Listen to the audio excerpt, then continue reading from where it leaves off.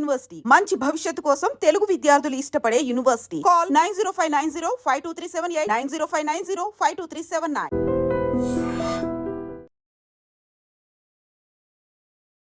Trolling అని పట్టించుకోవట్లేదు, పట్టించుకోవట్లేదు. నెగిటివ్ కామెంట్స్ పట్టించుకో, వదిలేస్తావు.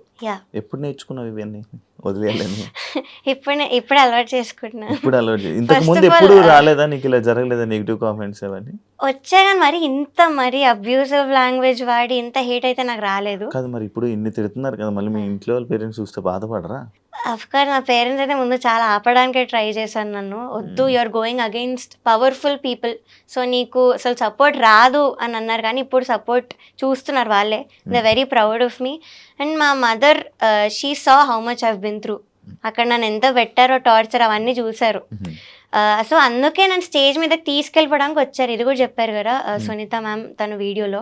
సో ఏదో మైక్ లాగేసుకుంది అని కూడా చెప్పారు. That is not true. She just wanted to take me away, stage మీద నుంచి తీసుకెళ్ళిపోదామని వచ్చారు. సో అదొకటి జరిగింది అంతే. సో అది ఇంకేదో ఇలా చెప్పారు. అమ్మగారు వచ్చి తీసుకుని వెళ్ళిపోదామని వచ్చారు స్టేజ్ మీద. సాంగ్ అయిపోయాకే కదా, ఎలిమినేషన్ ఎపిసోడ్లో. ఎలిమినేషన్ ఎపిసోడ్ ఎందుకు? వీళ్ళు చేసిన ఎంత అన్యాయం, నువ్వు ఆ ట్రాఫీ సర్టిఫికేట్ కూడా ఎందుకు తీసుకోవాలి అన్నట్టు నన్ను తీసుకెళ్ళడానికి వచ్చింది మా మదర్. వాళ్ళవేం వద్దు మనకి, ఈటీవీ నుంచి ఏం వద్దు అని చెప్పి నన్ను తీసుకెళ్ళడానికి వచ్చారు. సో అప్పుడు ఆవిడ ఏదో మైక్ లాగేసుకుంది, వాళ్ళ మదర్ ఏదో శాపనార్థాలు పెట్టేశారు అన్న వేలో మాట్లాడారు. So that is not true.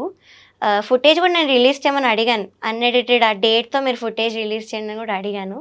So we know మేము చెప్పేది అంతా కూడా రియల్ అని నాకు తెలుసు. అందుకే నేను హేట్ అవన్నీ కూడా పట్టించుకోవట్లేదు. మరి ఇంకా ఈటీవీలో నువ్వు వీడియోస్ చేయవు? లేదు, నేను ఇంకా దానిలో పాడడం కానీ ఇవైతే చేయను. ఈటీవీకి లేదు, ఇంజస్టిస్ ఉన్న చోట నేను ఏం చేయను. గత 3 రోజులు మొత్తం అంతా ఒక డార్క్ సైడ్ ఏదైతే జరుగుతుందో దాని వెనక వాటి గురించి మనం మాట్లాడాం. అంటే ఒక పాజిటివ్ వేలో ఏమైనా చెప్పాలనుకుంటుంది? పాజిటివ్ సైడ్ కూడా డెఫినెట్లీ ఉంది. నేను మొన్ననే స్టోరీ పెట్టా, తమన్ సార్ గురించి పెట్టాను. ఇలా నన్ను బ్రో మూవీలో పాడించారు ఆయన బ్యాకింగ్ వోకల్స్లో. సో అది నేను 6-7 డేస్ వెళ్ళాను కంటిన్యూస్గా. సో అక్కడ చాలా బాగుండింది, ఆ వైబ్ కానీ ఎంత బాగా చూసుకున్నారు. Everything was very very well. Timings కానీ, ఆ రికార్డింగ్ జరిగే ఆ ప్రాసెస్ కానీ వెరీ వెరీ పీస్ఫుల్ ఉండే. ఎక్కడ కూడా కొంచెం టెన్షన్ అని కానీ ఎక్కడా లేకుండే. సో అదొక పాజిటివ్ థింగ్. అండ్ కొంతమంది సింగర్స్ ఇప్పుడు అలా పెడుతున్నా కూడా స్టోరీస్లో, నాకు యాంటీ ఉన్నా కూడా స్టోరీస్లో నాకు పర్సనల్గా మాత్రం చాలా బాగా పెడుతున్నారు మెసేజెస్ అయితే. Because we know how talented you are, music అయితే వదులుకోకు, ఇవన్నీ I know it is very hurtful to you, but కొన్ని రోజులు అయ్యాక నువ్వు వదిలేస్తావు అన్న వేళ మాట్లాడారు. సో అది. అండ్ రీసెంట్ ఒక పెద్ద సింగర్తోనే నేను ఆస్ట్రేలియా వెళ్ళాను. He treated me very well, చాలా బాగా చూసుకున్నాడు అన్నయ్య. చాలా మందికి ఆపర్చునిటీస్ ఇస్తాడు అన్నయ్య ఈ field actually. So he's a very good person. ఇప్పుడు నాకు తనే మెసేజ్ పెట్టారు, స్టోరీస్ ఎలా ఉన్నా కూడా నాకు మెసేజ్ పెట్టారు. So I'm very thankful to such people. And Thaman sir కానీ ఇలాంటి వాళ్ళు ఆపర్చునిటీస్ ఇస్తున్నారు, ఇచ్చి అంత బాగా చూసుకుంటున్నారు సింగర్స్ని. కొంచెం కూడా డిస్రెస్పెక్ట్ అనేది లేకుండా, ఆ మెంటల్ టార్చర్ ఏం లేకుండా. So this is the positive side. ఇప్పుడు ఇస్తారా ఇదే పెద్ద పెద్ద మ్యూజిక్ డైరెక్టర్లు ఇప్పుడు నీకు ఆపర్చునిటీస్ ఇస్తారా? ఏమన్నా నాకు తెలీదు, బట్ వస్తే బాగుంటుంది. బట్ రాకపోయినా కూడా ఇట్స్ ఓకే, ఫైన్. రాకపోయినా ఓకే, ఫైన్. బాగా చెప్తున్నావు. బికాస్ ఇంకా రావాలనుకుంటే నా ఓన్గా వస్తాను. I'll improve my self.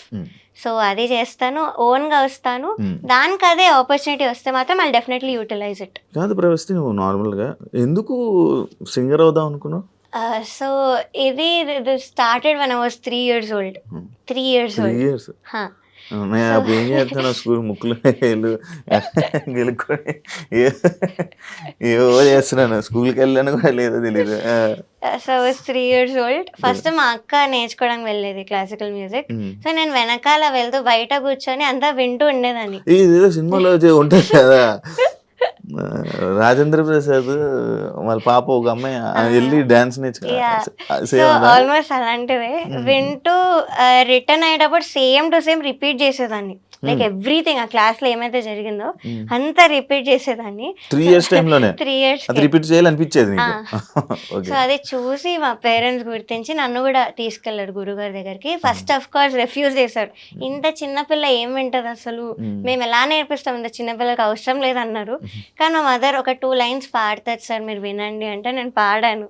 నాకు వచ్చింది ఏదో ఏ సాంగ్ అప్పుడు పాడింది పివరే రామరసం అన్న కీర్తన పాడాను. సో అది పాడితే ఈ వాజ్ లైక్ పిచ్చింగ్ అనేది బై బర్త్ వచ్చింది అమ్మాయికి, it's in perfect pitch.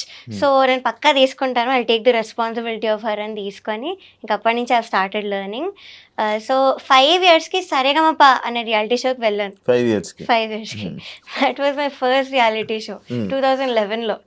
So దానికి అఫ్ కోర్స్ మా పేరెంట్స్ ఒప్పుకోలేదు ఫస్ట్. వాళ్ళు అడిగితే తనకు 2 పాటలు వచ్చు, తన ఏం పాడుతుంది, చిన్న పిల్లల లిరిక్స్ కూడా నేర్చుకోలేదు అంటే, లేదు మేము చూసుకుంటాము అని వాళ్ళు తీసుకున్నాక ఇంకా అదే షోలో నేను విన్నర్ అవ్వడం జరిగింది. సో ఆ వీడియో కూడా నేను విశ్వనాథ్ గారి ఒళ్ళో కూర్చొని జుమ్మంది నాదం అనే పాట పాడాను. ఆ వీడియో ఇప్పటికీ కూడా వైరల్, అన్ని గ్రూప్స్లో వస్తుంటుంది ఆ video. So that was my very first reality show. దాని తర్వాత ఎవ్రీ ఇయర్ కూడా I kept doing reality show. ఒక్క ఇయర్ కూడా వదలలేదు. జస్ట్ కోవిడ్ అప్పుడు వదిలేసాను. దాని తర్వాత సూపర్ సింగర్కి వచ్చి యా సో అప్పుడైతే వదిలేసాను కంప్లీట్లీ. అవే ఉన్నాను ఒక 3 to 4 years అవే ఉన్నాను. దాని తర్వాత సూపర్ సింగర్ స్టార్మా అడల్ట్ అయ్యాక ఫస్ట్ రియాలిటీ షోకి వచ్చి మళ్ళీ దానిలో విన్నర్ అయ్యాను. దాని తర్వాత ఇప్పుడు పాడతా బేసిక్ గా ఇన్ని షోస్ లో అన్నిట్లో విన్నర్ అయ్యావు, కానీ ఇందులో ఫస్ట్ ఎలిమినేట్ అయిపోయావు. అదే అసలు నేను top 12కి అయితే ఎలిమినేట్ అయ్యే కంటెస్టెంట్ ని కాదు, అది అందరికీ తెలుసు. Everybody is accepting on that fact. So ఇంకా అలా చేశారంటే మీరు ఆలోచించాలి అక్కడ ఎంత ఇంజస్టిస్ ఉందో. అంటే మిగతా వాటిల్లో విన్నర్స్ అంటే మిగతా ఛానల్స్ లో చేసావు కదా, అక్కడ నీకు అక్కడ మంచిగా జరిగేదా నీకు? నువ్వు ఏ సాంగ్ అంటే ఆ సాంగ్ అంటే నాకు అక్కడ డిఫరెన్స్ ఏంటి చెప్పు ఒకసారి. అంటే వాళ్ళు కూడా తెలియాలి కదా, వాళ్ళు ఎలా చూసుకునేవాళ్ళు. సో అక్కడ కూడా మేము సాంగ్ తెచ్చేవాళ్ళం. సాంగ్ ఇస్తే ఇలా రిజెక్ట్ చేయకుండా మాకు ఇచ్చిన 3 songs-లోనే ఒక సాంగ్ ఇచ్చేవాళ్ళు. అంతేగాని మీరు ఇంకో 6 songs పంపించండి, నువ్వు ఇచ్చిన సాంగ్స్ లోనే సెలెక్ట్ చేసి ఇచ్చేవాళ్ళు. సెకండ్ థింగ్ బాడీ షేమింగ్ అస్సలు లేదు. నాకు ఇష్టం వచ్చిన డ్రెస్ నన్ను వేసుకోమనేవాళ్ళు, కంఫర్టబుల్గా ఉంటేనే వేసుకోమనేవాళ్ళు. రెస్పెక్ట్ ఇదొకటి.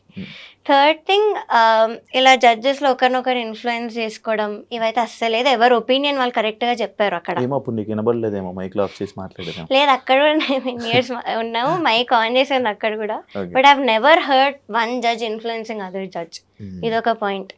అండ్ ఇంకోటి ఏంటంటే ఇలాగా ఎస్పెషలీ కంటెస్టెంట్స్, నేను చెప్పలేదు ఇందాక, కంటెస్టెంట్స్ నన్ను దూరం పెట్టి నేను ఏదో ఒక వర్త్లెస్ సింగర్ లా ట్రీట్ చేయడం అయితే ఎక్కడా జరగలేదు ఏ రియాలిటీ షోలో కూడా. ఇక్కడ జరిగింది కంటెస్టెంట్స్ యా నన్ను కానీ మా మదర్ని కానీ దూరం పెట్టడం, ఎప్పుడైతే నెగిటివ్ కామెంట్స్ రావడం స్టార్ట్ అయ్యాయో సో అప్పటి నుంచి నన్ను దూరం పెట్టి నన్ను ఏదో ఒక ఇప్పుడు లైక్ వర్త్లెస్ సింగర్ లానే ట్రీట్ చేశారు, ఒక చీడ పురుగు లానే. యా వాళ్ళు సింగర్సే, తోటి సింగర్లు అలా ఎలా చేస్తారు?